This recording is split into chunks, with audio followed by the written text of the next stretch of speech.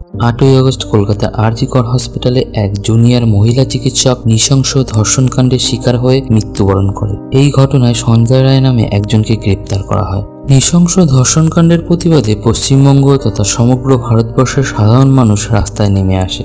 মৃত মেয়েটির ডেড বডির কাছ থেকে প্রায় 150 গ্রাম সেমিন পাওয়া যায়, কিন্তু কলকাতা পুলিশ গ্যাংরেপের বিষয়টিকে কোনোভাবেই উল্লেখ করেনি, যা নিয়ে ভিডিওর আগে গিয়ে আমরা বলবো। 8ই আগস্ট রাতে মহিলা চিকিৎসক 36 ঘন্টা ডিউটি করে একটু বিশ্রাম নেওয়ার জন্য সেমিনার হলে যায়, কিন্তু পরদিন সকালে সেই সেমিনার হল থেকে উদ্ধার হয় মেয়েটির অর্ধনগ্ন মৃতদেহ। এরপর পুলিশ সেখানে পৌঁছায় এবং দেহ উদ্ধার করা হয়। পুলিশ এবং হসপিটাল কর্তৃপক্ষ মেয়েটির বাড়ির লোককে প্রথমে জানায় মেয়েটি অসুস্থ, তারপরেই আবার জানানো হয় আপনার মেয়ে আত্মহত্যা করেছে। বাড়ির লোককে প্রায় 3 ঘন্টা বসিয়ে রাখার পরে মৃতদেহ দেখতে দেওয়া হয়। এখানেই প্রশ্ন হচ্ছে, পুলিশ এবং হসপিটাল কর্তৃপক্ষ ডেড বডি দেখে পরিষ্কার বুঝতে পেরেছিল এটা আত্মহত্যা নয়, তাহলে কেন মৃতের পরিবারকে আত্মহত্যার কথা বলল? কেন পুলিশ ন্যাচারাল ডেথের কেস রিজু করলো? ন্যাচারাল ডেথ হলো নিম্নাঙ্গের কাপড় খোলা থাকবে না, চোখ দিয়ে রক্ত বের হয়ে যাবে না, ঠোঁট দিয়ে রক্ত বেরোবে না। এখান থেকে প্রশ্ন উঠছে, পুলিশ এবং হসপিটাল কর্তৃপক্ষ সবটাই কি ধামাচাপা দেওয়ার চেষ্টা করছিল? পোস্টমর্টম হওয়ার আগে আরজি কর হসপিটালের প্রিন্সিপাল সন্দীপ ঘোষ মেয়েটির নাম প্রকাশ করে দেয়। আমাদের দেশের আইন আছে যে কোনো ধর্ষিতার মেয়ের নাম অথবা মুখ প্রকাশ করা যাবে না, কিন্তু পুলিশ এই সন্দীপ ঘোষের বিরুদ্ধে কোনো পদক্ষেপই নেয়নি। ডেড বডি পোস্টমর্টমের পরে দেখা গেছে মৃত্যুর আগে এবং পরে মেয়েটির সঙ্গে ধর্ষণ করা হয়েছে, মেয়েটিকে নির্মম অত্যাচার করা হয়েছে, এতটাই কষ্ট দেওয়া হয়েছে যে চোখের মনির দিয়ে রক্ত বেরিয়ে গেছে।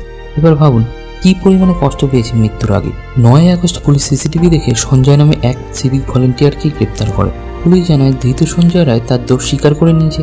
এ পর্যন্ত শুনে হয়তো আপনার মনে হতেই পারে বা কলকাতা পুলিশ হয়তো খুব ভালো কাজ করেছে, কিন্তু এরপরেই পুরো ঘটনায় টুইস্ট আসে। দেখা গেল মেয়েটির যেখানে মৃত্যু হয়েছে সেমিনার হলে, ঠিক তার পাশের ঘরে কনস্ট্রাকশনের কাজ শুরু হয়ে গেছে। যেহেতু ধর্ষণের মতো ঘটনা ঘটেছে, তাই বায়োলজিক্যাল প্রমাণের অনেক বিষয় রয়েছে। সেখান থেকে প্রশ্ন উঠছে, এত তাড়াতাড়ি কনস্ট্রাকশনের কাজ শুরু হওয়ার কি প্রয়োজন ছিল? এছাড়া কলেজের প্রিন্সিপাল সন্দীপ ঘোষের বিরুদ্ধে তো একাধিক অভিযোগ রয়েছে, র্যাগিং, ওষুধের দুর্নীতি, ক্যান্টিনে দুর্নীতি। তাকে দুবার আরজি কর হসপিটাল থেকে অন্য জায়গায় ট্রান্সফার করা হলো, কিন্তু তিনি এতটাই প্রভাবশালী, ট্রান্সফারের একবার 2 ঘন্টার মধ্যে, একবার কয়েকদিনের মধ্যে আবার আরজি কর হসপিটালে ফিরে আসেন।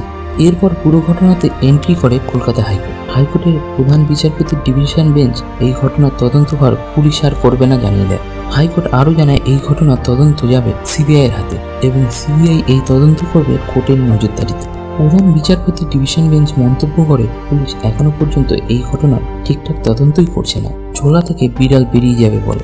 অপরদিকে আরজি কর হসপিটালের জুনিয়র ডাক্তাররা কর্মবিরতির ডাক দেন। তাদের দাবি যতক্ষণ না পর্যন্ত মেয়েটির সঠিক বিচার পাবে ততক্ষণ পর্যন্ত আন্দোলন চলবে। পুরো ঘটনা নিয়ে সমগ্র রাজ্য জুড়ে আন্দোলনের ঝড় ওঠে।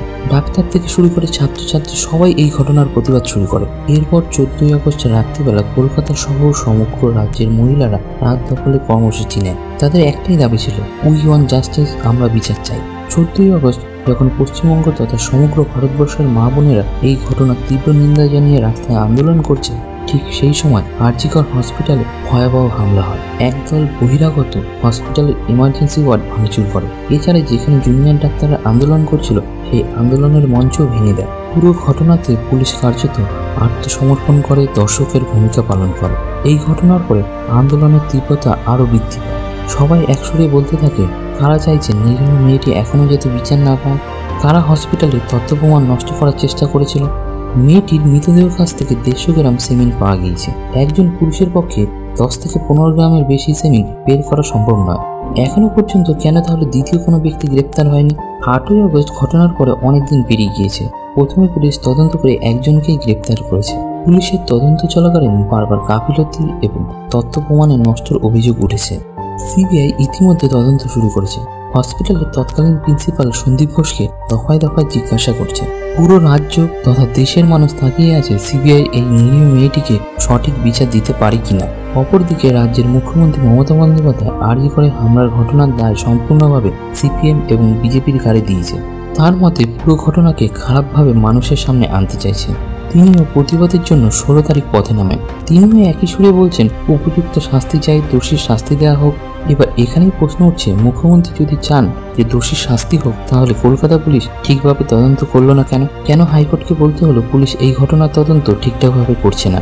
রবিবার ছিল কলকাতা যুবভারতী ক্রীড়াঙ্গনে ডার্বি ম্যাচ। দুই দলের সমর্থকরা চেয়েছিল ম্যাচের দিন শেষে তারা একটু প্রতিবাদ জানাবে।